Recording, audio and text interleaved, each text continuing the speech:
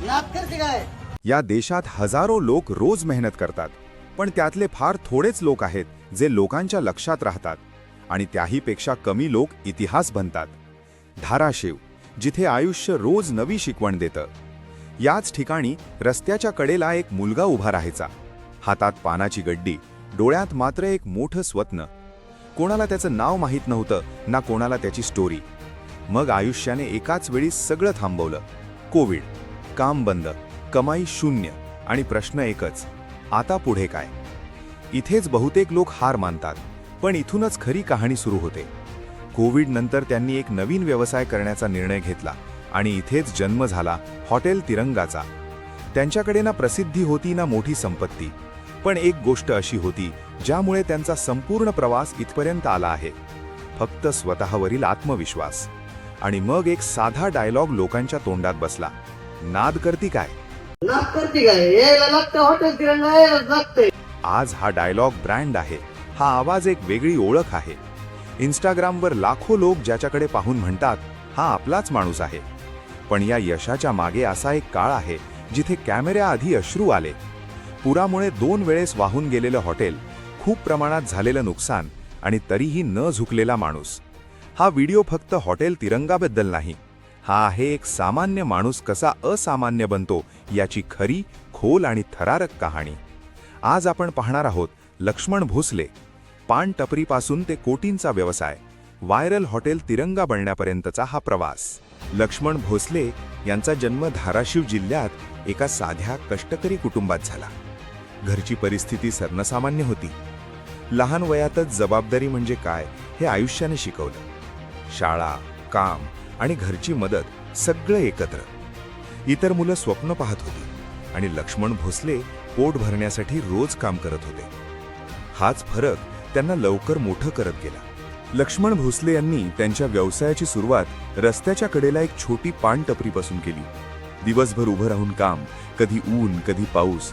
त्या काळात त्यांना फारशी ओळख नव्हती, पण एक गोष्ट ठाम होती, मी इथेच थांबणार नाही. त्या टपरीवर उभा असलेला माणूस पुढे कुठपर्यंत पोहोचेल हे कुणालाच माहीत नव्हतं. आणि मग आलं संपूर्ण जग थांबवणारं संकट, कोविड. एका रात्री टपरी बंद, काम शून्य, कमाई शून्य. घरात प्रश्न, बाहेर उत्तर नाही. हा तो काळ होता जिथे बहुतेक लोक हार मानतात. पण लक्ष्मण यांनी इथेच वेगळा निर्णय घेतला. टिनाच्या पत्र्याखाली हॉटेल तिरंगा नावाचं एक छोटंसं हॉटेल सुरू केला. ना मोठा बोर्ड ना जाहिरात, फक्त एक विश्वास आपल्या कष्टावर आणि हॉटेलच्या चवीवर. पहिल्या दिवशी ग्राहक मोजके, पण प्रत्येक प्लेटमध्ये त्यांचा प्रामाणिकपणा होता. आणि हळूहळू लोक त्यांच्या हॉटेलमध्ये येऊ लागले. आणि मग तो क्षण आला. त्यांनी बनवलेले रील आणि त्यांचा डायलॉग इंस्टाग्रामवर खूप व्हायरल झाला. नाद करते काय? बोललो होतो ना, दवा मी येणार, तेव्हा मार्केट जाम करणार. यायला लागतं हॉटेल तिरंगा. हा डायलॉग स्क्रिप्टेड नव्हता, तो मनातून आला. त्यांनी त्यांच्या हॉटेलच्या आणि त्यांच्या ढवारा थाळीच्या रील बनवून इंस्टाग्रामवर टाकायला सुरुवात केली. त्यांच्या कष्टामुळे, प्रामाणिकपणामुळे आणि त्याच सोबत त्यांच्या योग्य सोशल मीडिया वापरामुळे हॉटेल तिरंगा एक ब्रँड बनलं.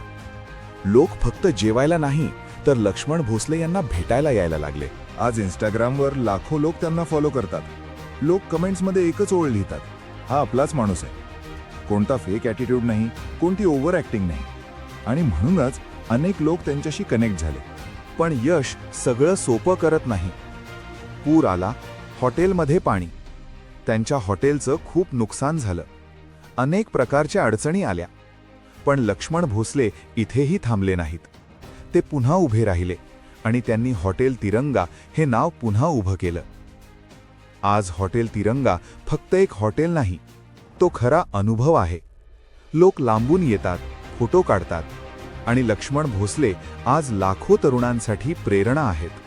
कधी काळी पान टपरीवर उभा असलेला एक तरुण आज हजारो लोकांसाठी प्रेरणा बनला आहे.